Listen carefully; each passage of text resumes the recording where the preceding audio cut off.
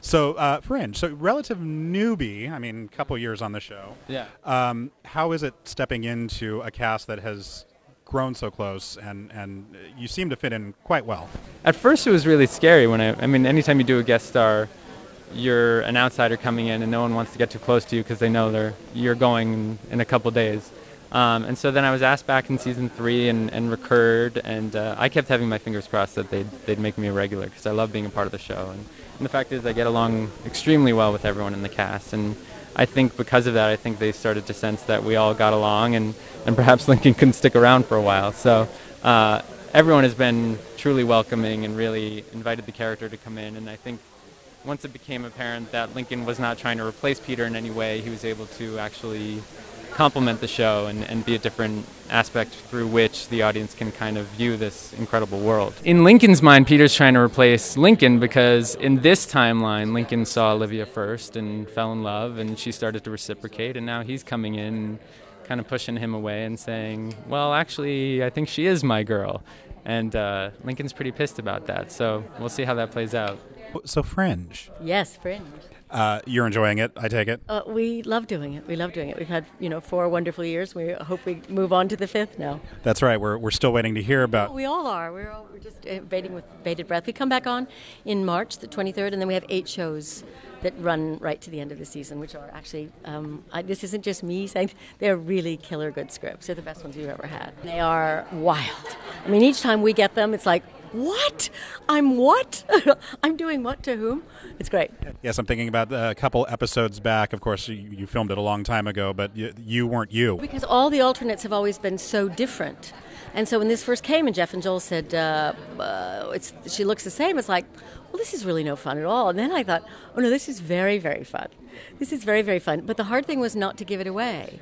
Because part of you as an actor wants to go kind of, see, I'm really, this is the other one. You thought, no, for it to work, you have to be absolutely committed to being the good Nina. I love that about it. You just have to go with what's there. It's like, okay, now that. You just leap.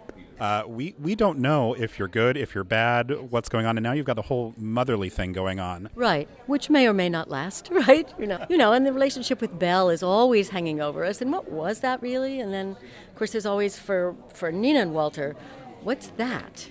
In fact, Walter and I have a scene we're going to do tomorrow, which I won't tell you about, that's actually sets things on end. It's really interesting. So beyond the Fringe universe, is this your first WonderCon, Comic-Con? No, we've been doing Comic-Cons for a number of years, but this first WonderCon. The first year I was baffled. First year I went with trepidation because I thought, is this going to be like a lot of Trekkies or something? Because when my son was about 11, I had to take him to a Star Trek convention, and I found that a little unsettling, the earnestness. But Comic-Con, and now we'll see about WorldCon, is a big party. Everybody's having a fantastic time. It's like Mardi Gras, except around entertainment. So it's really fun.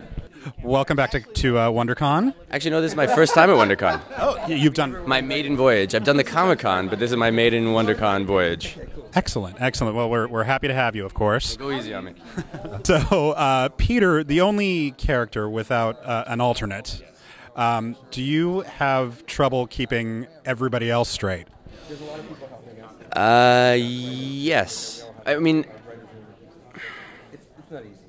yeah, it gets, we have some very funny discussions on set of like, okay, so now you are the alternate you who likes him but doesn't like her anymore, who likes me but I don't like you because I like the alternate version of you that's not here.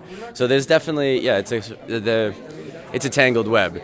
But we do our best, and it's actually getting more simple as we get towards the end of the year. As we sort of divine down what the story is, it becomes less convoluted. The beginning of this year was pretty comical. We're getting into, the final sequence. I mean, not getting into. These are the final episodes of this season, and we are, we spent 3 or 4 episodes sort of tying up the places the story has been so far this season, and use those episodes to launch us into the grand finale sequence. I don't know if it's the end game. I don't want to say that, but it's at least the finale for this season. That's these guys, and they've always remained really committed to if the show does have to end this year, and we'll find out sooner rather than later, I would think, that they know what the end game is, and they won't leave our audience in the lurch, which we just suck after all these years. And so ask them. Yeah, exactly. So Jeff and Joel, the executive producers of Fringe. So is there an end game? Well, there's an endgame to the season.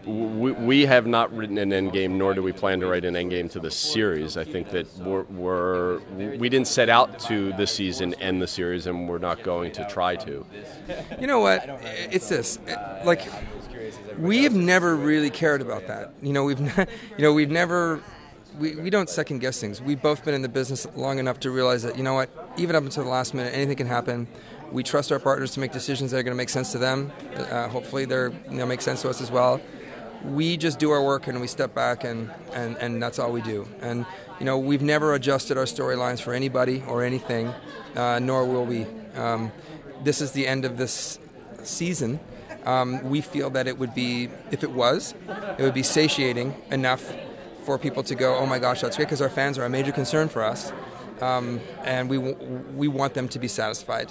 So, we were talking the other day that the best end of a TV show is that you feel, okay, my characters are all right, and I understand them, and I've been on this journey with them, but I can also imagine what their lives are going to be like in the future, and I feel that it's going to be okay, and to leave people with that sort of feeling is exactly where we'd like to be. Every year we're faced with the same question around this time, and it's been the same since season 1. Will there be another season? Will there be another season? And we never know.